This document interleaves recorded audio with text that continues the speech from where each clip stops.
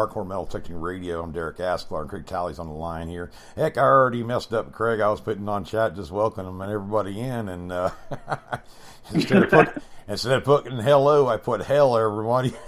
So I'm already cursing. Gosh darn it. But welcome to the show, guys. I'm just having one of those nights there, hitting wrong buttons already. But just stop doing that.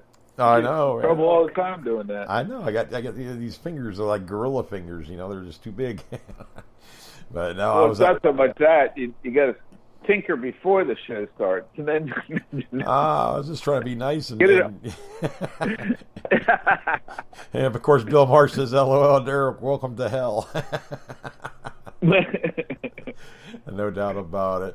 Oh, anyways, guys, no, I was out in my office today and moving some stuff around and everything. I come across those relics we found up there in digging in Pennsylvania, up there in Horsham, Pennsylvania. The bullets and stuff and the round ball and all that stuff. I found that in my. We've been moving anyway, so you know that, Craig, and a lot of you guys out there knew that. So I've been moving boxes around and seeing that, and then I came across older stuff. I said, man, I almost got a museum here. I need to start really organizing my stuff and put it in showcases or whatever. I got that big showcase, but I mean, I got stuff in coffee cans, the clad you did a chains couple bucket lists. You had a couple bucket lists of that, huh? Oh yeah. I mean, I dug a King George, the second, I think it was. I never had dug one of those, and the pocket knife. That was a neat pocket knife. I mean, it was pretty toasted, but it was made mostly out of brass, which was kind of cool, except for the blade, of course. The toy pulled behind toy wheel, real ornate thing. I thought that was a King George, about the same size, but it's not one. Flat, the dandy button. I found a bunch of stuff I'd never found before. And I'm down here in Florida, and there's probably that stuff down here. It's just a lot. The area I'm in, it's hit or miss. I mean, you could have the best history in the world, but a piece of property or whatever. But I'm finding it's getting pretty hard to find this stuff because I have a property I hunt now, and I've talked about on here. And man, I tell you what, I've been pounding that thing, Craig, and I got 400 and some, or well, at least it's over 400 acres of huntable area. As far as a detector goes, so I got. Shoot, man! You think about how much time it takes to hunt just one area thoroughly, and we're not even talking an acre, So, yeah, I'm trying to make sure I don't miss anything. But I'm just working my way out there. I'll find something eventually, but it dates back to 1820. So I mean, heck, if they got a date on it for that, and we know that for sure, it was probably there, 20 years earlier anyway. So it's not out of the realm of possibility getting flat buttons and stuff and. I have found them down here in Florida before, but boy, I tell you what, it just, I don't know, something, I go up to Ohio or Tennessee or Virginia or whatever, Craig, anywhere up north, and not that they're commonplace, but you dig them a lot more readily than you do down here, or at least that's my experience anyway. But, it'd be like, you wanted to dig on a beach, Craig, you live quite a distance away, so. Well, I think I was, heard something about, they were talking about Florida, and I think it was 1828 it became a state, and yeah, something like that. I think it was it became a state in 1840. No, you're right, Craig. I think you are right. I think it was in the 20s. Sorry, I think he said 1828. But, yeah, state. I don't know. I kind of think he didn't know exactly, maybe, but it was around that or something. But I know the Second Seminole Indian War was 1836, and they were down there. But before that, there wasn't a whole lot of people down in Florida, and it was it was the Spanish. It was owned by the Spanish, and right. So we bought it from them, I guess, in 1735, something like that. We bought it from Spain or whatever. There've been, even during the Seminole Indian, or first of all, when Andrew Jackson came down and did all that stuff down this way, or Thomas Jefferson, one of the two. Shoot, I can't remember now. You got me tongue-tied, Craig. It's been one of those days. But he came down here and he was running into people from, Scotland, England, these gun traders and this and that and the other thing. There was a documentary on it. I'm trying to remember the name of the documentary now. Of course, I probably won't remember that. But yeah, I mean, there was a lot of ethnic, I don't know, kind of from around the world, really. But that was also kind of during wartime, anyway. You had a first. Yeah, it was kind of. Well, it was kind of like a trade route through to Florida, and then from there you launched across, to Atlantic. They probably had places where you could stock up on food and water and stuff before you went across.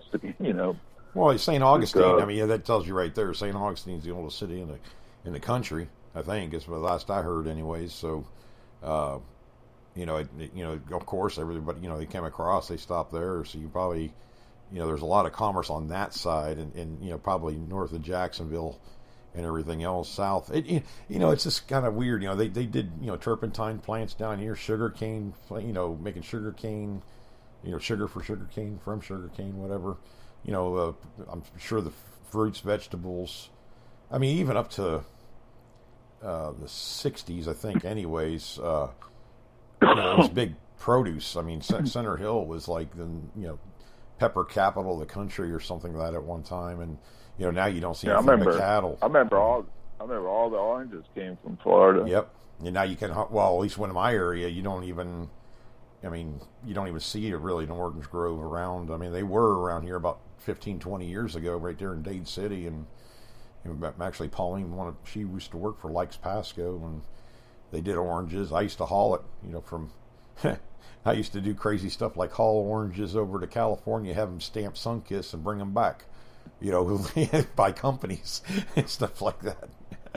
So they could say they were from California, but yeah, orange groves, at least in our area, are very, you don't see very many, if at all. Matter of fact, we're down in Dade City, Florida. It's in between Tampa. You got Bushnell and Tampa, like in between. It's like 25 miles away. They used to have orange groves all along 301, and now there's a Publix and a car dealership, and they just wiped them out. Claremont's the same way. Claremont, Florida, a pretty big town, and I remember it was in 97. I used to haul. I had a local truck and was driving around. That's all you saw from across the horizon was orange groves. Now you hard pressed to find one over there along that Highway 27. Now it's all housing additions and Walmarts and all the way down to Haines City, Florida. Just about, it seems like.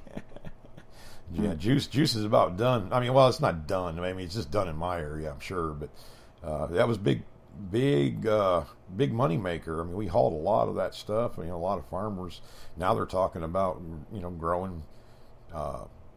Newest thing was growing the hemp, for rope and everything else, trying to get that passed. But mostly cattle down here, and has been cattle for years, especially in this county. But we have a lot of the, cattlemen. I mean, they had one of the biggest cattle auctions right there in Webster, or one of the oldest ones anyway. So you cattle from way back. So you had all the rustlers and this and that. It's like the Wild West down here. So we probably have a little bit of everything. Just boy, getting your coil over it's pretty hard. We had a couple of events down here. They still have the Florida Hunt 4. I went to, and I think we're up to in next February's Florida Hunt 6. But we were in Hawthorne, Florida, and found a tap for a tree, for a tap for a wine barrel, which is really old. And then it was Brian Robinson, or was it Dwight Collin, Craig? Found that trigger guard from Rhode Island. It was dated 1778. And found that right by the water right there. Is like a little farm pond with a mill. So, the history's around. It just, man, I tell you, you're lucky enough to get your coil over it. And I was just thinking about that today, finding a Civil War breastplate or buckle. It's not far out of the realm for our generation to find one. But these young, boys and girls growing up metal detecting now, I don't know, Craig. I don't know if there's going to be, there'll always be stuff to find that age, but I mean, their chances of finding one are going to be really slim, unless they just have a good spot, Well, I'm one of these, relic hunting, forums and Facebook pages and stuff, and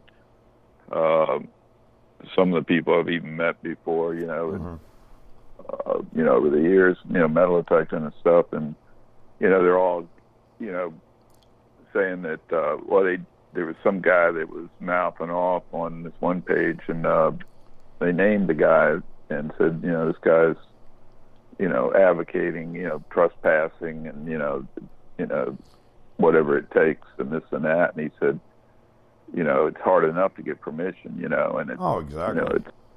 It's, you want to be nice to the landowner, and because it's a privilege, it's not right. And he said, especially the people, all of us that have been doing this hobby a long time, it's getting, the spots, it's not a tenth as good as it used to be, Right. He said, it's been, and the big stuff's gone, it's pretty much, the easy targets are plates. They were the first to go, and then the bullets. When I started hunting, in the late '80s, the plates were harder to find, right? But they were still, you could still find prevalent, them. Yeah. And but the bullets, after a while, a couple of years, that the bullets started slowing down. I mean, you go to these camps and you're taking 100 bullets every time you went, almost. Right. It was crazy. And if you kind of slowed down, you could just walk like about a quarter of a mile and hit another camp that was nearby, maybe half a mile, and dig more bullets there, or But then it got so where you were finding buttons.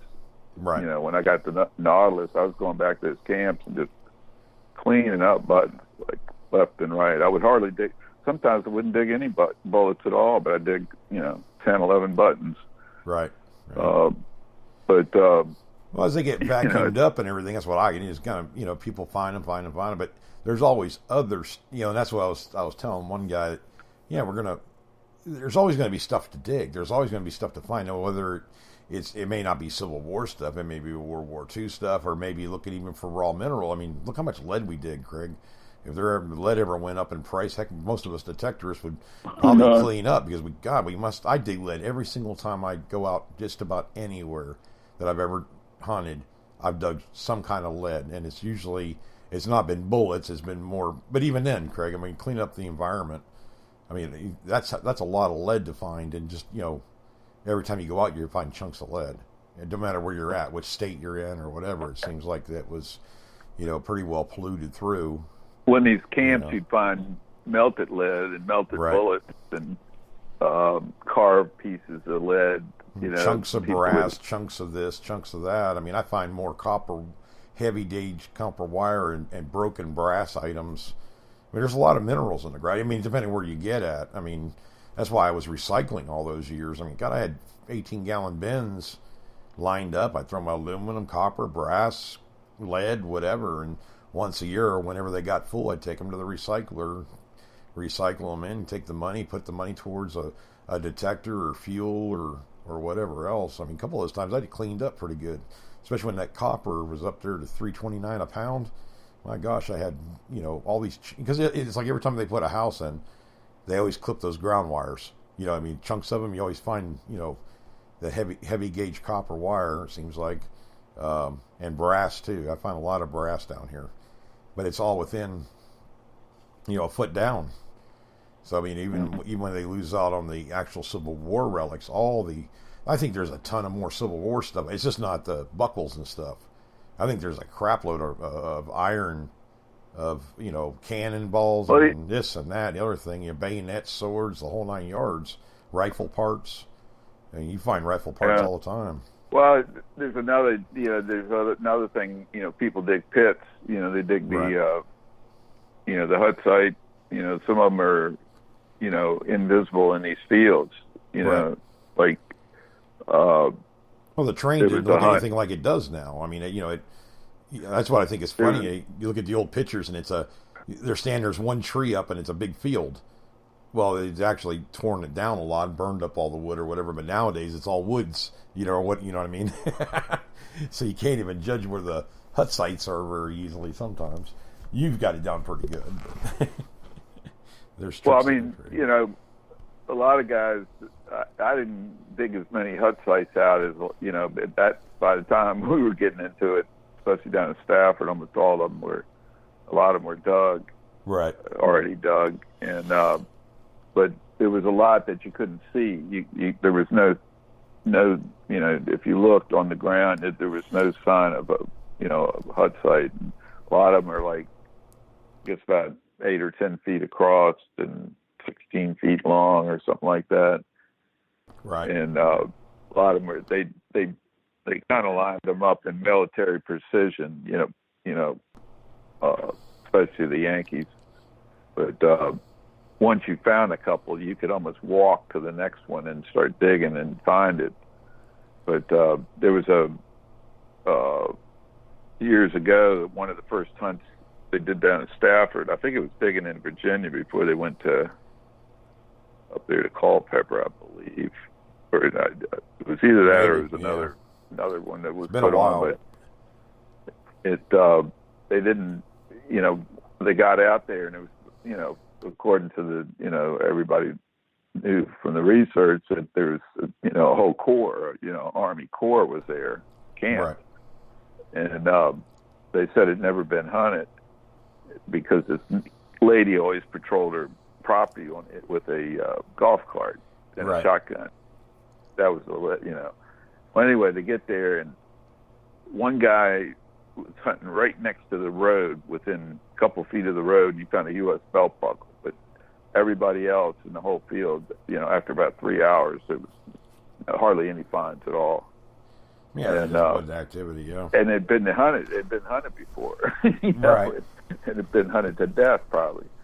And but anyway, they got this guy. I think his name was Gary Williams. He had this double eagle homemade all metal detector with a 22-inch coil, and it had 2 handles.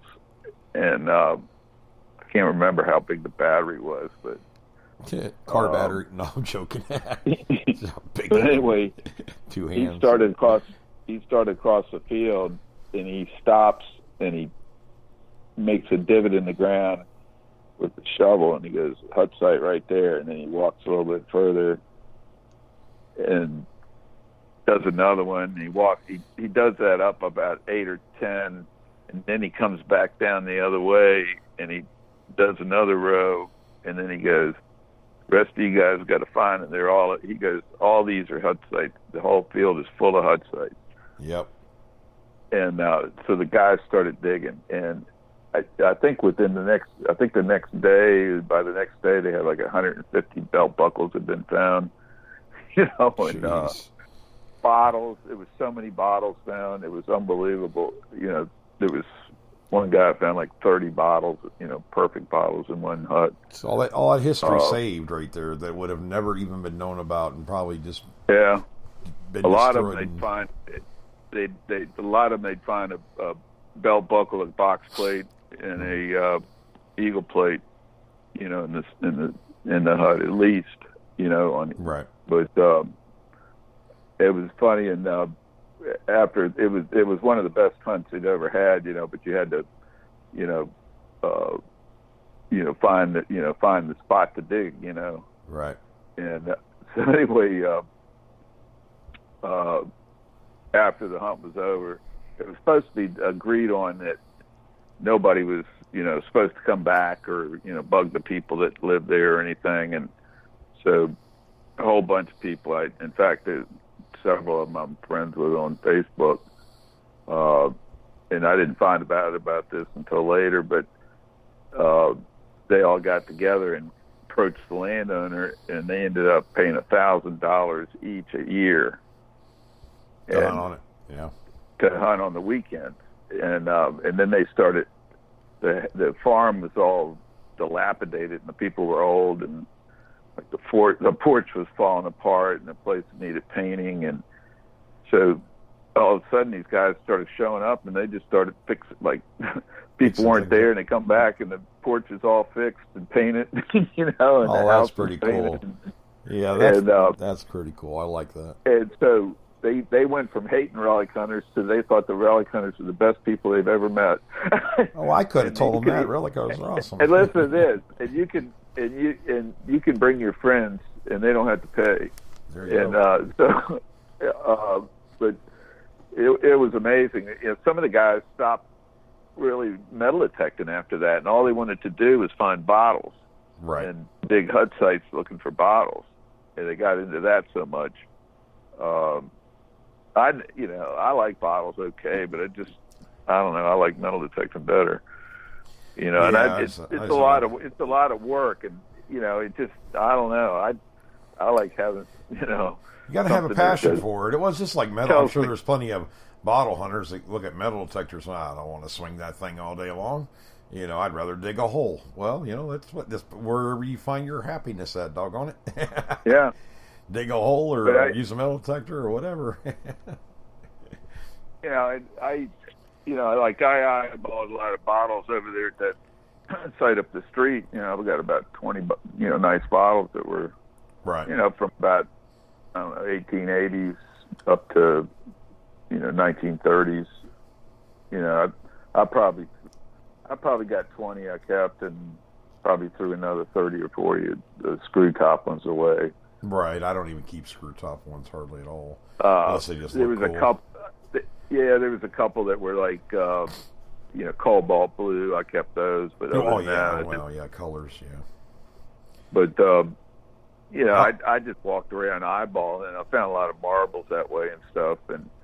But you know, I wasn't like, you know, I could have probably gone in there and scraped the ground in a whole bunch of places and found more bottles. But you know, it's just, you know, it's a lot of work, and it's hit or miss. But right, you know, if you're into bottles, I guess that's, you know. But I'm into, you know, I like the old Inkwells, I like that kind of thing. Metal but, stuff.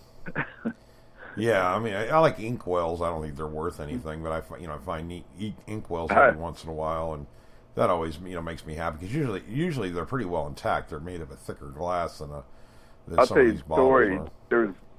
There was a guy that what was it? He was digging. He was a HUD Site digger, and the guy was unbelievable digger. I'd never seen anything like it, and he could find HUD sites, and right, he, you know, like you wouldn't believe. And he got into this one HUD site, and he found a Louisiana buckle, and it was supposed to be a Yankee camp. And down the hill from it, I'd found a Rhode Island. Was it a Rhode Island? Yeah, it was a Rhode Island camp. Yeah. And I found all kinds of eagle buttons and an Indian head, and I think I found several Indian heads there. And I told Mike and Steve about it, and they each dug Rhode Island buttons there, and I never found one. But anyway, right up the hill, it was a steep hill, and the soldiers had dug into this hill, and I guess the Confederates had been there early in the war. Right. And but when he was digging it out, he found a cobalt blue inkwell, and they're worth like, you know, $15,000, $20,000, $30,000. Holy cow! Really? Yeah. I had no idea they were worth that much. I mean, I never looked up the prices of them. I have like 4 or 5. And they're not cobalt blue. I wish. I forgot. The first part of the story was he was up there with another guy that only did it for the money, whereas this other guy, John, you know, he kept everything. He never sold anything. But the other guy was just, you know, he was in it for the money, and so he dug this one HUD site, and John dug one near it and found a cobalt inkwell. So then this guy was digging this HUD site, and John said something about, you know, you didn't finish it. And the guy said, there ain't nothing there. So anyway, he leaves. John digs the rest of it out, and there's another cobalt inkwell in there, and the Louisiana buckle in there. And so then the guy, you know, had a fit and they never hunted together again after that. See, I don't get that. I don't get that. You know, it's like, come on, dude, you gave it up. The other guy found it. Great, at least it was saved. You know. But yeah, I mean, you know, oh, go ahead. Sorry, Craig. You know, the guy kind of liked me because, you know, I'd be out in the middle of nowhere in the woods, and all of a sudden I'd see him, and I'd go over and talk, you know, and you know, I wasn't like, you know, trying to pick it. You know, he would tell me stuff, but he, you know, I was, you know, wasn't picking his brain, and I wasn't trying to follow him or anything, you know, and I never asked him to hunt. You know, he asked one time, he and another guy that I knew had a great spot, and he said, why don't you ask Craig? And, you know, we went there, and I found a half of a 4 Real, and he dug a pit, and he dug, I think it was 60 bullets and a U.S. belt buckle, and the soldier had taken a knife and hit the edge of the knife. I mean, the edge of the plate all the way around, put like, you know, cut marks in it. Other than that, it was a perfect shape. Huh, that's good. Interesting. And I found a Confederate Block A artillery button without the back underneath a root. And it was a little bit bent, but that was a wild spot. Yeah. Like, if you looked at the spot, there was no sign of anything. You know, you wouldn't have known it. You know, it was like a gully, you know, kind of like a gully. And, but they were, you know, they camped in there. And I started thinking it was kind of near the river, so they probably got down that gully to keep out of the wind. Yeah, and stay out of sight if they're down in the gully. They probably could walk that thing. Well, mostly it's out of the wind, you know, because they were camping in the winter. And if you're up there in the winter, you know, and I hunted those camps a lot, most of the time in the winter, because it was so thick. You know, yeah, it wasn't as thick then, and it wasn't as bugs. But you could tell why they camped in certain areas, because they were trying to stay out of the wind. Right. The wind is rough. It's like, you know, a cold day will turn into a freezing, you know, day with that howling wind. It just takes the, you know, the heat right off of you. Yeah. There was some places that were near the river, and usually they would always camp on the east side, and the wind would come from the west. And but there was places along the river where the wind just blows off the river in both directions. That's the way the wind, you know. Yeah. You get a lot of movement from the, I guess, contrast with the heat and the cold, you know, in the water creates all these winds. But they would be on the west side of the hill because the wind was coming from the east, you know. And you go, wow, that's crazy, because you would always look on the east side of the hill because the sun comes up and warms that side first. And that's where the soldiers want to be, you know, have their camp or their huts in the sun. But you know, you start looking for spots, and you know, I got so I could just walk through the woods and kind of look and see something, you know, and I go, that looks like a good area to put a little camp in up ahead, you know, and sure enough, there'd be, you know, camp right there, you know. And so I got to, you know, think like the soldiers did, or the, you know. But some of the camps, they would assign some of the, you know, units to a certain area, and it wasn't very good. It was, you know, it was you know, like terrible conditions, and you know, they'd have to build their camp anyway there, right? And then a lot of times, after about several months, they would cut down all the wood within a mile around the camp. It would just, every tree would be just about gone. And they have pictures where you can see all the way in the distance, and there's not a tree hardly standing You're anywhere. right. That's what I was saying about during the Civil War, same way, all those camps.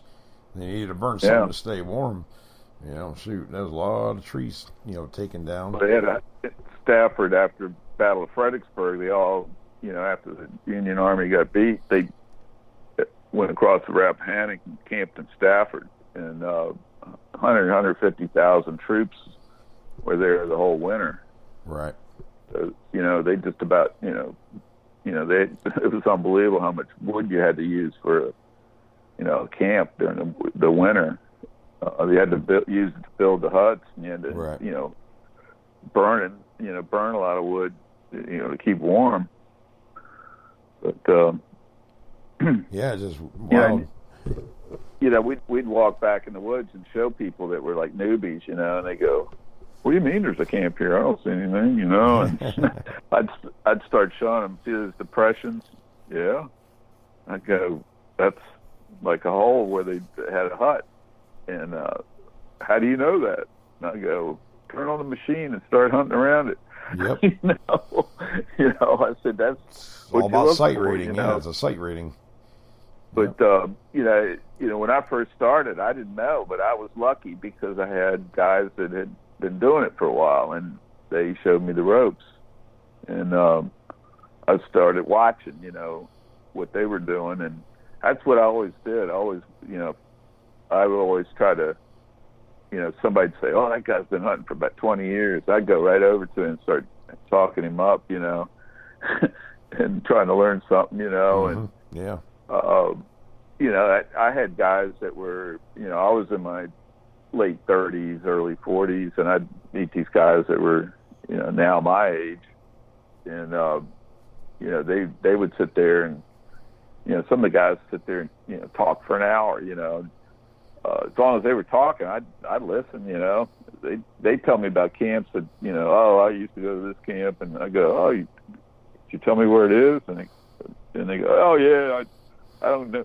Nobody ever goes there anymore." And I found a couple camps like that they told me about that actually I got stuff out of. But they, I'd sit there and learn a lot of information about the area and all kinds of stories and stuff. Just listen to these guys. But everybody else would go, "Oh, you're not hunting," but it would pay off in the end, because I'd have better spots to find stuff. Right. I was always looking for special types of buttons and stuff, especially Confederate stuff, and that was harder to get the information. And most of them were really hammered. I mean, you had to really work. If you found a button or two in those, people were going, "Wow, that's," most of the top hunters knew where most of these, camps were in these certain areas. Right. And they're not the easiest thing. I mean, they're around. Even buttons are getting harder and harder. If you find a button or two, you're doing doggone good nowadays. I mean, depending on where you're at, what site you're at, that kind of thing. But a couple bullets, couple buttons. I found, and it was a little bit different with Colonial Sites when they bulldozed. Oh my God, it was like, the place was like just loaded on some of these places. It was amazing how much stuff was in the ground, and arrowheads just laying there, and it's just construction sites. Where they were my favorite. But then it got so where they wouldn't let you on them anymore. It was because of lawyers and liability. Yeah, around here they dig up something, and you start finding arrowheads and everything else. Man, there's a lot of this land, that's covered whatever with trees or whatever else now that doesn't have any buildings on it. It has some really old stuff on there. Just whether you can get to it. I mean, obviously pottery, and that's kind of a different hobby. It's, of course, arrowhead hunting and stuff like that. But still, it's an outdoor treasure hunt, you might as well say, because, you just hunt different treasure than we do. You find a lot of those on the sites down here. But, like Craig said, it's getting hard to hunt because they're all worried about liability and all this stuff. And I always tell them, if I break my leg, I'll crawl out of the property and lay on the side of the road. That way you don't have to worry about it. So.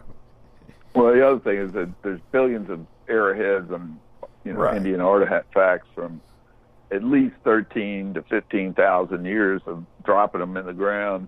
In the United States, losing them. Yeah. Who knows how far back it goes? And but anyway, it's not like it's a rare artifact or anything. It's like there's, I've heard stories from these experts, about. Some of these organizations have so many artifacts, they end up dumping them in the sea and stuff. Yeah, I think I heard about that. Or either that or you were telling me about it, Craig. It's the craziest thing I ever heard of, just dump them out in the ocean. I'm like, God, what a waste of history. They don't want you to hear these stories, right. And then they criticize us, call us, if you pick up you're a looter if like in Fairfax County, this one, the top archaeologist years ago, and when I was the president of the club, I said, why don't we invite him to do a talk at our club? And he was so nervous he could hardly speak when he first got there. Right. And I said, what's going on? We're not going to hurt you or anything. I said, we got an executive from IBM here. We got doctors. Yeah. We got a couple of police officers. We got firemen. We got a couple of lawyers. Our hobby's very diverse. Walks of life. And we just mellotech. I mean, most of the guys, we coin hunt and stuff. But some of us relic hunt. Mm-hmm. But it's legal. It's not. We're not doing anything. It's not. And so, we had, he said, he wanted to control the thing. So we said, we can talk about whatever you want, Right. We'd like to hear, and I mentioned something about, I heard that, you were finding all these Indian artifacts up at this one spot up in Fairfax City. And so he said, he got all excited and he started talking about that, but he was saying, if you see an arrowhead on the ground, please leave the poor thing alone. Yeah. And it's ridiculous. I mean, if it's going in the trash, as far as archaeologically, as soon as the construction, eventually they're going to, take that dirt away, and it's going to lose its context or whatever. But it's still an artifact. Right. I just don't. What are they going to do? Put a parking lot there, or a building, or a rest area, or a pavilion, or something like that? It's lost forever. Essentially. Yeah. But it's like they, and there's literally millions of them in the ground. I mean, all along the Potomac River, there's probably layers of it going down 13, 15 feet down. Right. The guy in Texas, Bob McWilliams, told me, they dig down, I think it's, 13, 15 feet, and take all the dirt up, and there's just layer after layer of thousands of years of tribes living in that same spot, and different types of arrowheads, different types of spear points, as the animals, when you get down to the lowest, eras, that was when the big animals, they had more of the big mammals back then before they went extinct. So you had to have, more robust points and stuff.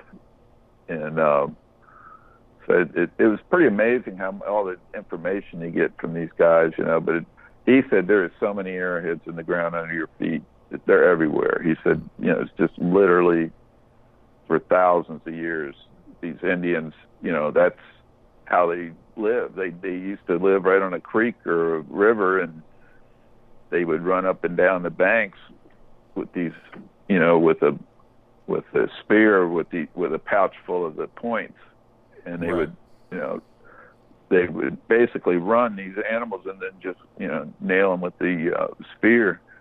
Yep. And he said, for generations, for thousands of years, they ran up and down these banks and they stayed in the same spot, and so they dropped a lot of stuff. Yeah. It's going to be lost to the. It's not like you're trying to dig at, the pyramids in Egypt. I mean, you're not digging outside those. I can see where they don't want you doing that. But as far as hunting private land, and even in some of these, we're actually cleaning up the property because we're getting all the junk out of there anyways. And if you do come across something, it's not worth $1 million, but it's a cool find, and you're saving it. Yeah. And even if somebody did sell it, I mean, who's going to pay, $100 for a bullet? There are some that are rare. There are rare ones. Ones. On a big scheme of things, if somebody's willing to pay you $100 for a bullet. Well, you're going to treasure it because you paid $100 for it. You know what I mean? So it's being saved anyways. It would have been something normally just left on the ground and never heard of from again. It doesn't do any good to do that if you could save it. But yeah, I don't know. I don't sell anything myself. And I've given people stuff. Right. I don't mind doing that. And because I got so much stuff, eagle buttons or bullets, it's no big deal. I've given, I gave a guy a box of about 50 bullets I found in his yard, and he went nuts, and he was, wanted to pay me and this and that, and I said, If you stop by there, he probably still has them too. Yeah, and he ended up, giving me this huge bag of silver coins and this huge stack of pesos and stuff. I was like, God. Everybody was happy. He probably gave me more than the bullets were worth, but he was so thrilled. It was worth it. Yeah. But, you both got rich that day. Or you both had fun. Yeah. You both got rich, or whatever, rich in our way or whatever. But well, I mean, I had fun. I remember he came out to check on me after about 40 minutes after I'd gotten there, and I already had like about 35 bullets. Right. And I was popping them left and right, and they weren't even deep, some of them. It was unbelievable. And it was, dug a few Indian head pennies, a bunch of silver, modern silver. And I don't think I dug too many buttons. And I think I got a couple knapsack hooks, but just a lot of bullets. But he was a guy who was a foreign service guy, and he was, I think he worked, one of the coins he gave me was from Zimbabwe, and it was a silver quarter. It was actually minted in the United States. Right. And it was I believe it was 1940. But I said, wow, that's pretty wild. I said, Zimbabwe? And I said, that's silver. And he goes, yeah. And I said, and he said, the U.S. actually minted those coins for him. And I said, well, really? I didn't know that.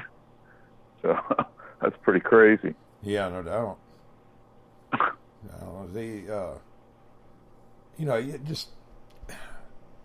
Finding them and everything. People worry about selling them, even the arrowheads and stuff. I got friends that have 5-gallon buckets full of them, Craig. Just that they found since they were a kid. Whoop, just dropped something. But at any rate, they find them all the time. Spearheads, axe, stone axes, the pestle things, where you grind stuff up. They find all kinds of stuff around, just laying there. Some of it's broken, some of it's intact. I mean, they in our parks around here, you go up, this little boat launches and stuff. It says, there's signs all over. Don't touch the artifacts. Don't do this to the artifacts. No arrowheads. None of this. None of that. What's going to happen? If it's already on the surface of the ground, it's probably going to get washed away, or they're going to pave the parking lot right over top of all of them. I mean, it's just. But I get it. It's their, they supposedly our land, but. They make the rules, but as far as private property goes, and there's so much property is changing hands nowadays. Well, they say, people will come in and dig big holes and loot the place and everything, but yeah, I've never seen it. That in a way that's a lot of work to just to be digging a few arrowheads up, at random. Right. You don't, know if it's going to, the big pit you dig is going to yield anything, Well, I had a friend. Anything there, I took Mark and Mike out to a place over here in Croom, Florida, and we were out. They were laughing because we were going back into sticks, and I think Mark was getting kind of nervous, because we were like 1.5 miles, 2 miles down this little windy handmade dirt road. But, and that's the reason why, I got permission to hunt over there was because, number one, I kind of knew the guy that owns it, but he had such problems with an arrowhead hunter, and he actually dug these pits all over like an acre piece of property in the woods and left them all open, Craig. Didn't even try to fill them in. And there was like 9 or 10 of them. I mean, it was like, And what the landowner now, if he ever decides he wants to clear land, has to fill in all those holes, or God forbid somebody falls into them, in the middle of the night, the hog hunter or whatever, because we do hog hunting down here and everything else. It's just like leaving your hole open when you're metal detecting. Fill that hole in. It don't take but a second. Yeah, I've seen places look like the moon. I mean, yeah, and it's ridiculous. You're ruining somebody's. You want to leave the property nicer than what you found it, cleaner than what you found it. I think that's what White's used to say. The company, leave the property cleaner than what you found it. And that means picking up your trash, picking up other people's trash if you can, tin cans, bags, whatever. We've seen some of these lots and stuff. These homeowner sites. They got junk around. It takes you 2 seconds to pick it up. The landowner appreciates it. You fill in your holes. It doesn't leave a bunch of divots everywhere. The landowner likes you. They'll have you back, or maybe they have a neighbor. Let you hunt their property. I remember what guy was kind of reluctant, and we told him we weren't going to leave any holes or anything, and right. He came back at the end of the day, when we were leaving, and to check, and so he was like, "Well, where'd you guys dig?" And I was kind of getting ready to laugh, but I said, "Well, all over this whole area here," and he goes, "Well, I don't see any holes anywhere or anything," and I said, "That's because we filled them all in and right. Kicked all the leaves back over, and it's called good etiquette, good etiquette. And if you have to think about it, he goes, he goes, okay, he goes, actually, he goes, you guys can come back if you want, right. And so I said, thanks, sir, and I said, we respect, we're happy that you gave us permission, right. And I said, sometimes it's hard to find a good spot to metal detect, and we appreciate it. And so, I mean, we don't, we'd love to come back, but, mm-hmm. If we left holes all over the place and nobody would invite you back, I mean. And neighbors tell neighbors, people tell people. Yeah, I know. And it's bad enough because, it only takes 1 out of 100 to ruin everything, for everybody else. And that's just, I don't know. And, the archaeologists haven't, they'd make us into, criminals, even though, even if you have permission. Right. I've been hunting my own yard, and, they don't like that, Mm-hmm.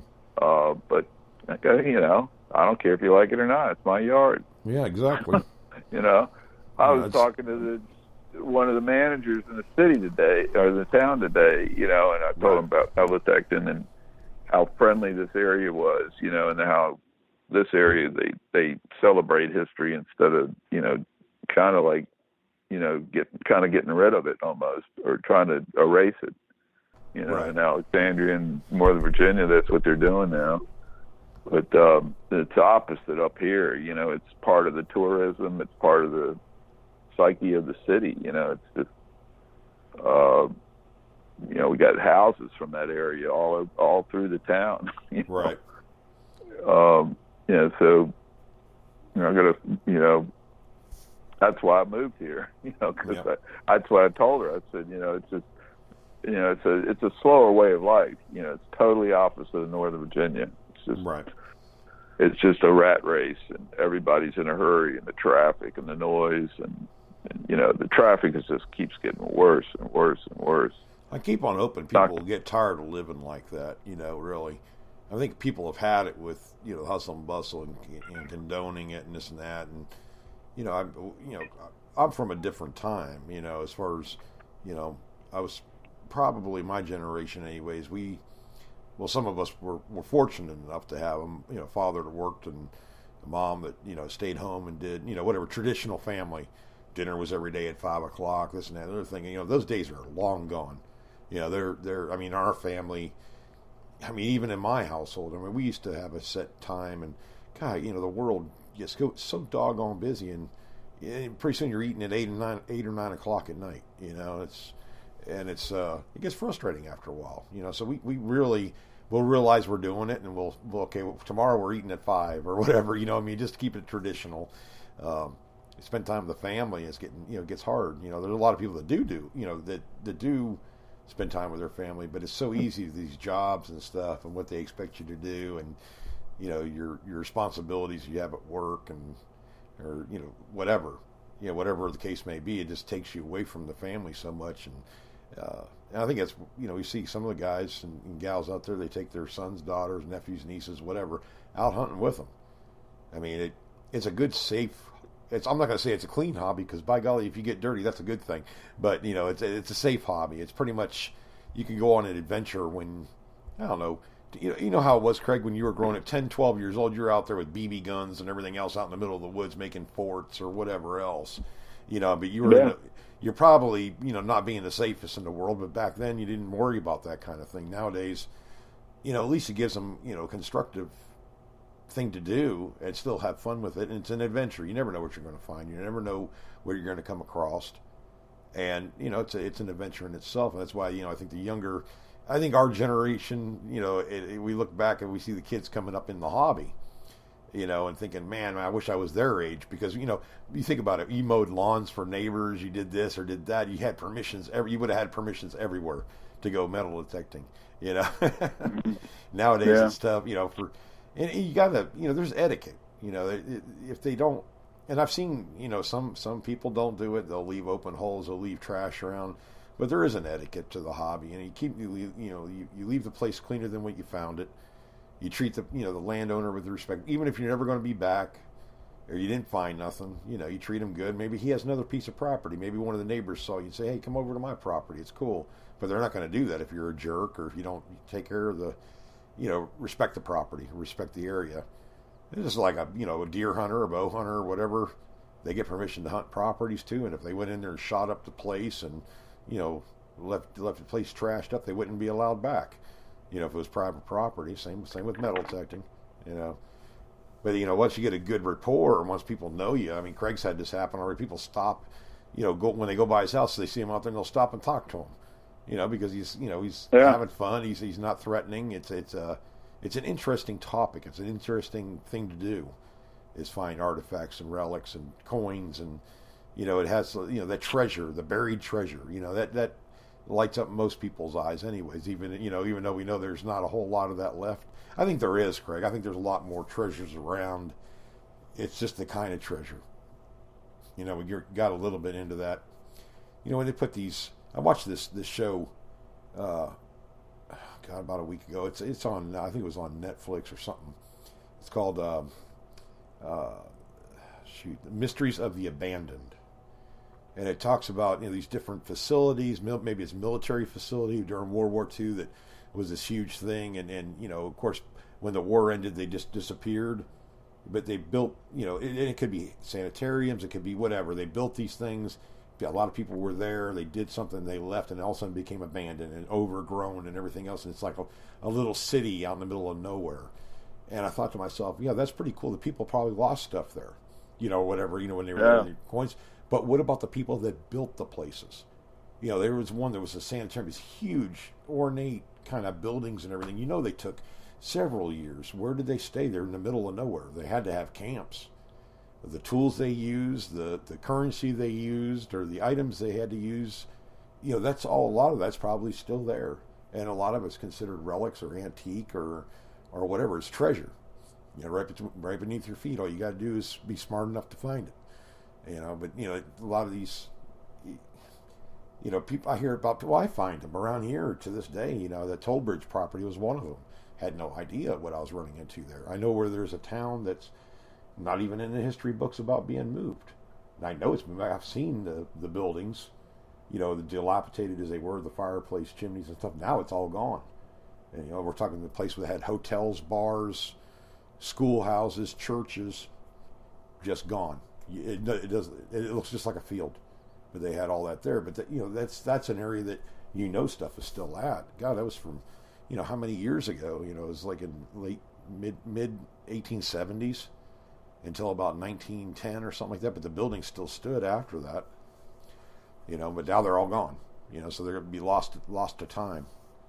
And there's places. There'll always be places to go. People will, big family land.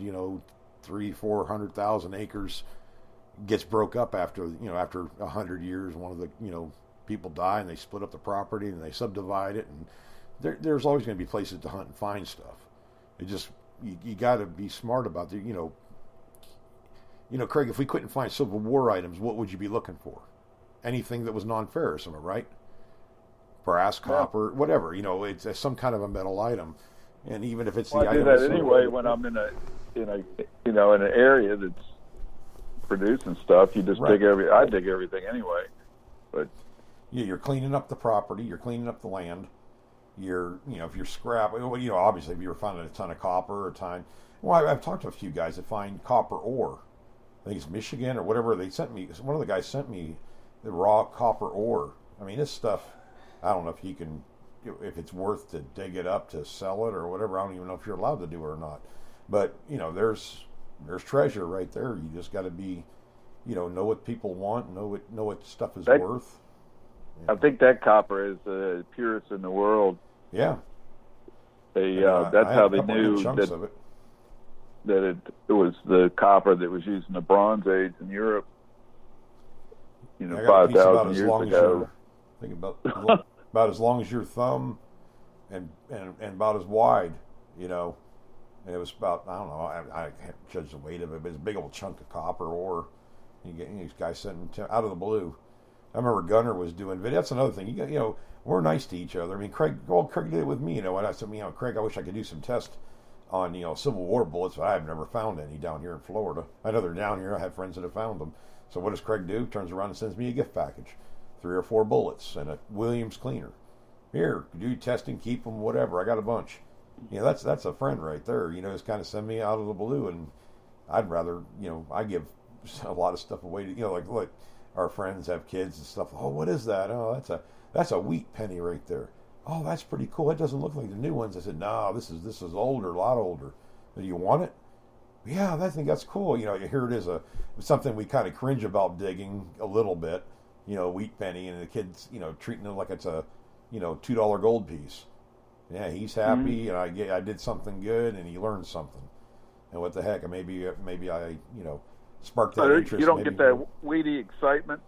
Yeah, every once in a blue moon. You know what, Craig? I probably would at this point. If I found a wheat penny out there on the toll bridge property, I think I'd jump up and down like a lunatic, because that's how hard it's been on that property. But it's not for. But if it was easy, everybody'd be doing it. That's what gets me. I know stuff has to be here. I can just smell it. It has to be here, and it's just a matter of me figuring out where it is. Once I find it, I'll have a really good idea of what was going on, and that's what whatever interests me. That's where did they stay at? Where did they travel to? What were they using to survive out here? Because it was like the Wild West for the most part. What everyday items. I'm trying to find. I have references to all this stuff. This is all legitimate references to, a plum tree orchard. I'm trying to find plum trees, some remnants of plum trees. Can't find it anywhere, Craig, but I know they had one because it's written down in the family Bible. So, just trying to, they didn't say northeast of the house or south, whatever. They, it was pretty prominent. I did find some of that chain the last time, from a wagon, or at least from a wagon. I'm almost positive. I don't even know if I'm on the Stagecoach Road. It could have been moved over. It could be moved anywhere. But, we're just kind of the path of least resistance kind of thing, Craig. Even after, 200 years, it had, obviously you're not going to find humongous trees in the middle of the Stagecoach Road if there's an easier path right next to it. You know what I mean? So yeah. But yeah, it's an adventure. It's how many of those do you get? Even if it's a small adventure, you don't get very many anymore. Grew up on all this stuff, and I think it's more prominent today, obviously. Yeah, but. I remember, 10, 15 years ago, I started telling people, one good thing is what you're looking for every time you go out now. It's not like, a whole basket full of stuff. As far as relics, you can get to a good yard and find a lot of coins and stuff. That's still going to be possible for a long time, because there's some yards that people won't allow you to get into, and eventually they'll die, and somebody will down the road. Or they'll buy a detector, do their own yard, and it's a good thing. It's a non-harmful hobby, I think, and you do have. Just like in anything in life, you got a few idiots, but 99% of us are pretty cool people. We enjoy the hobby. We're not out to, we're not out to do any harm, kind of thing. There are out there, but I mean, it's just pretty much face value. I mean, that's I have guys that that I know that go door knocking all the time. They have good luck with it. Sometimes I do. My wife has great luck. Of course, she can't do this too much anymore, but it's all in your attitude and being non-threatening and just being honest with the people. And I tell them, I say, I'm going to hunt. I'm probably, if I find some, buttons and some bullets, I'd be real happy. And if I find a coin or two, that's just icing on the cake. But I don't know what I'm going to find. I can't sit there and tell them if I find a gold coin or whatever. She wants to do that, but they always say, what if you find a buried treasure? I said, I'll split it with you.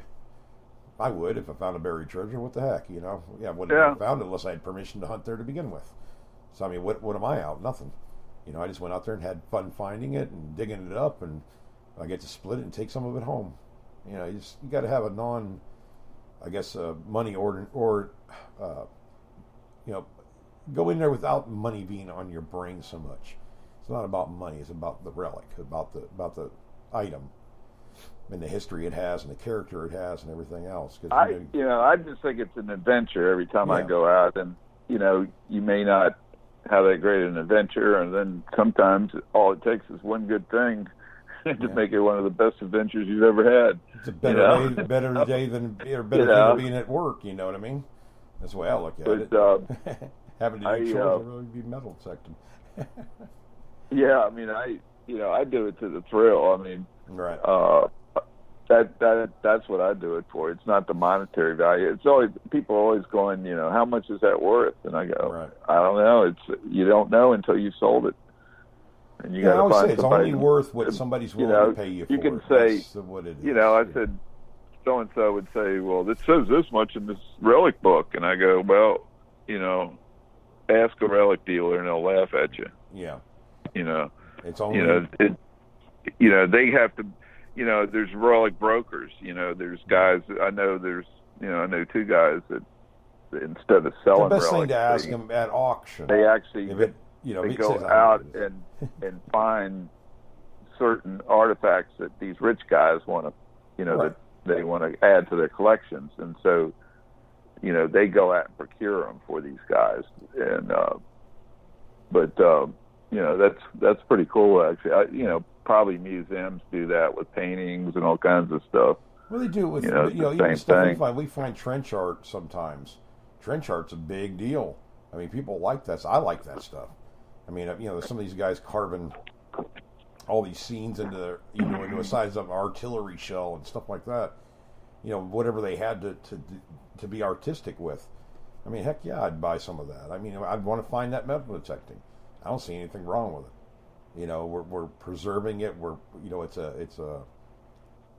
It's a good thing. At least it's not stuck in the ground somewhere for the next 200 years and rotting away. At least somebody found it. People got to stop getting off this money thing.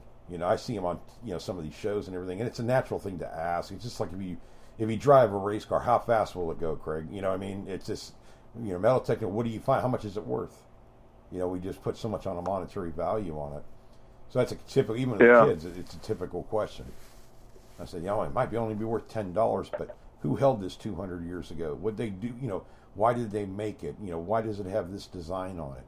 What was going on in the world at that time? And it's just part of the adventure. And researching it can be just as fun. I hated history in high school. I hated history. Mm-hmm. Couldn't stand it. Yeah, get into this. It's funny, it's like I'm all over books and everything else about the Civil War, or Revolutionary War, or the Great Depression, or whatever. Trying to get, I'm trying to get information to help me think about certain areas of the country, certain things that were going on. But I'm learning so much more than I did when I was in school. I was one of those kids that didn't like school, but I made it through it. But I just if I had a goal like this, to keep me interested, heck yeah. There's more to history than just dates and times. There's what the people did, what they were thinking, why they were doing what they were doing. And we get into some of this stuff pretty deep, sometimes. But, I think we were talking a couple days ago with Seven, or was Mark Hoover, one of the two, about, they're doing this and that because this person it was named after was a slave owner. Well, 200 years ago, there was a lot of people that owned slaves, a lot of people that didn't. but it was the way the world was back then. Not that it was right or wrong, you know. I got a good one. Yeah. I was looking. I get American Digger magazine, you know, ebook, e-magazine, right? And it came out today, and there was a thing with Sam with Backyard Diggers, or I guess they're doing. It's called Liberty Diggers, I think now, their YouTube channel. Oh, okay. But she found a cache of Ku Klux Klan coins and stuff, and cool. some of them were silver, and they had, you know, all kinds of racist stuff on them or whatever. But you know, but she supposedly put them on Facebook, and Facebook got all upset. Oh, you God. It's just from another wouldn't time. allow them to be seen and all this stuff. So they kind of showed one on American Digger, you know, because it's unusual. I'd never heard of it before. Yeah, I mean, it's curiosity. But I think it was 1921 was one of them. But it looked like a, you know, pretty cool looking coin, you know, but still it's, you know, that's a part of American history. You know, it's not. You know, it's the way things were, and it's not right or wrong. I mean, we're not, you know, we can't judge them because we're living in a different time. But back then, that was normal. That was what happened. Maybe not right, maybe not legal, but compared to now, I mean, obviously, but I mean, it was the way it was. It's like when they talked about the, you know, how this country was built on alcohol. Well, we all know it was built on alcohol and tobacco and oil, really. I mean, and when you get right down to the nitty gritty, you know, people, I don't like alcohol. You know, you shouldn't drink alcohol. You shouldn't do this. Shouldn't do that. And, you know, shouldn't smoke cigarettes and everything. But it, you know, hey, that's what the country was built on. That's what people did. The farmers did it. Whatever. You can't judge them now because you find a cigarette lighter. You know what I mean, Craig? I mean, it's kind of. I mean, it means it's. Yeah, I'd like to take the people that criticize it now and put them back. You know, just dump them back there in a time machine back in the past. See how long they last. You know, good or bad, it's our history. It's what happened, what we did. You know, it's just like finding money, Craig. That really bothers me because you know what? I don't care if you find a penny or you find $1 million buried in the ground. So what? It had nothing to. The reason it's there had nothing to do with me. It had nothing to do. You know, it would have been there rotting. I have no idea where it came from, where that penny came from, or whatever else. It's just it is nostalgic. It is an adventure. It is a relic. Whatever. That's what it is to me. And you know, and so many people that, well, obviously they're not in the hobby, but the first thing they go for, and even the government's like that. It seems like, you remember those people that found the gold coins in California in a can on a walking trail, and they were trying to say, oh my God, those are from the 1901 bank robbery or something like that, or robbery of the mint, which was total BS. And then people ended up spending, I don't know how much money on lawyers so they can actually keep the gold coins that they found, that it was on a walking trail in a tin can, and they were old. It wasn't like a recent thing. You know, nobody else would have found them. They've been lost to the time, and you know, here they had to spend all this money in order to keep them. It just gets ridiculous, and people get that greedy. It's happened on beaches. You find if you find a gold ring or something on the beach, guys, and I know it's hard to do because it's hard for me to do. Put it in your find bag. Wait until nobody's around. Don't go pulling it out and say, "Oh yeah, I found this, this, and this," because the next thing you know is going to be, "Hey, wait a minute, that's my wife's engagement ring." Might be lying through his teeth. Might be telling the truth. How do you know? You know, it's happened to a few of my friends, and they end up, you know, they're going to call law out here, and finally the guy just, you know, the detective said, you know what, sir, if you need it that bad, here you go. Because he didn't want the hassle, which I wouldn't either. You know, but if you go and flash stuff, you know, I always tell them, I'm finding some quarters, some dimes, you know, some full pull tabs, and, you know, that's the way to look at that. It's not you're lying to them, you don't want that. People get money hungry. People get gold fever. You start finding silver and gold jewelry, hell yeah, you're going to have a crowd around you, real big hurry. And they can't help themselves. I mean, people, you know, there's certain people that just cannot help themselves, as far as, you know, how they react to that. So yeah, if you find you know, you're out there hunting on the beach and you find a gold coin, yeah, put it on video, whatever. Just make sure you're not flashing it around too much, you know. But yeah, it's just a weird hobby. Gold fever will get to people, I tell you. Oh yeah, it gets to the best of us now. You start finding gold, and You know, that gets your adrenaline going a little bit, but I think it's wired into our DNA, silver and gold. Yeah. We get excited. I get excited when I find a mercury dime or anything pre 1962 because I'd say silver, all right. You know, that's a standard right there. If I find silver coins, I'm happy. Yeah, it's like if you see a reeded edge in the ground, you know, silver reeded edge, you get excited. Yep. So you see it's a rubber rosy. Yeah, I think somebody told me that most of these coins, these silver ones, I think at pawn shops or something, they give like, it's 50 times the face value or 150 times the face value. So a dime would be worth $1.50. A silver dime would be worth $1.50. Yeah, it's not bad. It's it's only a dime. You get $1.50 for it. But I mean, you know how many dimes you have to make any kind of difference financially? You know? Yeah. That's why I never sold any of my silver. I mean, my clad I'd take in there and put it through the Coinstar or whatever. You know, I don't care about it. I just, I found it. I got, I don't even know how many buckets of doggone pennies. I get tired of those things after a while. They just get in the way and they hurt your foot when you go to kick them out of the way. You know, my wheat pennies I keep. You know, of course, Indian heads and stuff like that I keep. But I have a jar. Hey, there you go, Craig. I have a future catch of coins for somebody that buys my property. I have $8 in wheat pennies out there buried in the yard somewhere. I can't find it. It's too doggone deep to retrieve if you did. Yeah. I think I buried them 3 foot down, 3.5 foot down, and I got them. And I forgot to tie a rope around them or something to get them out of the hole. You can't reach only down, but so far by hand, unless you want to dig a big old hole around it. So I just covered them over. I figured some kid, 100 years from now, buys his first detector and goes out in the yard and finds them, and make his bucket list. So I'll be passing it on that way. I'm seeding the land, Craig. Seeding the land. Well, what if 4,000 years from now somebody digs them up and it makes a find of a lifetime, archaeological find? It makes me wish I put my name inside that bucket. We didn't even know people lived on this island before. Yeah, no kidding. We didn't know people were in this desert. It's like, what? I mean, it's like, you never know in 1,000 years what happens. Some alien could have landed here and stashed something in the ground anywhere, and you never know. Yeah, I mean, people find some weird stuff. I find some yeah. YouTube channels where people find this stuff that it comes from like an old place, but it's like machined, like or it's some kind of weird coin that nobody can identify, and there's all kinds of weird stuff like that. I found this one piece over in Webster, and I had no idea what it was. Neither did Tony. He'd been hunting longer than you, Craig. I mean, he'd been doing it for a long time, seen a lot of railway stuff and everything else. And I found this about the I'm going to call it the toes of it. There's 3 toes, about 4 inches long, and then it had. They call it a crow's foot. We found out what it was. It was a crow's foot, and they used it for back during the narrow gauge Orange Belt Railway times, back in the probably late 1800s or whatever. They used it it was a battery kind of thing.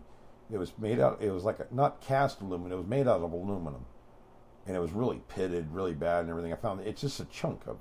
I thought it was scrap aluminum. And Tony's going, man, it looks like something. I don't know what it is. He goes, I'm going to see the railway guy that collects stuff. Well, he took it in there, and the guy about freaked out, Craig. He wanted to pay me $150 for it because I've never seen one of these. I've heard of them, and they put it in the battery or in this acid or something like that, and it would make the light come on. For the train. I don't know nothing about this kind of stuff, railway stuff, but I just knew it was. After he said that, I'm like, wow, no, you can have it. I was going to throw it away. I said, it's nothing. Oh no, I got to give you something. He goes, let me pay you for the seals. We were finding these little lead seals, probably the size of a dime. One side is where this stuff was going. It was abbreviated like Tampa, TPL, or whatever they put on there, and the other part is Center Hill, Florida, so CH on the other side, and they would crimp the wire that holds the door shut. It's like a lock, but not a lock, just to tell them if anybody opened up the door or not. Well, they would cut these, in every town, if they had deliveries, they'd cut these things and throw them on the ground, and they're lead seals, and it's like a little chunk of lead with a wire through it. And we were finding these things, and this guy was, I mean, he's pretty much forced my buddy. He said, here's money. I want this. And my buddy said, well, I don't really sell any of this stuff. He goes, I already have several of these. He paid him $25 a piece for these things, Craig, but it was worth it to him. He treasures them. He displays them for people. And heck, my buddy made enough gas money to get him from Orlando over to here, because that's a little trek to come over this way. And heck, it was a thrill to find them. I still have several of them myself I didn't get rid of. But anything with a date on it, anything with a city on it, anything police department related, fire department related, anything like that. I mean, I found a McDonald's token, and I didn't even know they made them, but it was probably only from the 1960s, maybe a little earlier, over there in Orlando at the McDonald's. But it Ronald McDonald on it and everything. I never really saw one before. Never even thought about one. And they're on eBay and stuff like that. You can buy them now. But you never know what's on your bucket list until you find it, right, Craig? Yeah. But at any rate, we're about 9:15 and everything, and probably gonna I've cut the show a little bit short there because we may, I don't know, you might be wanting to look at your Facebook pages tomorrow morning, maybe. I don't know, Craig. We'll see. We've been kind of doing some different stuff, and you never know what's going to happen with us. So, but we're going to shut the show down for now and everything. Just wanted to, tell you guys we're on every, Thursday and Saturday night at 8 p.m. Eastern time, and we're on sporadically a little bit here and there. So you'll have to be watching your emails and stuff like that. Be sure to check out the other shows, and also like and follow. If you like the show, like it and follow us if you can, or follow the other shows there. We have Relics Roundup, or Relic Roundup. We have Relics Radio. We have Beyond Sight and Sound, All Metal Mode. All these different detecting shows. They all have different formats. They all do different stuff. But be sure to like and follow them. At least they know you're listening in. But Craig, I'll talk to you soon. All righty. All right, brother. Y'all have a good night. Thanks for listening. Keep digging, and God bless.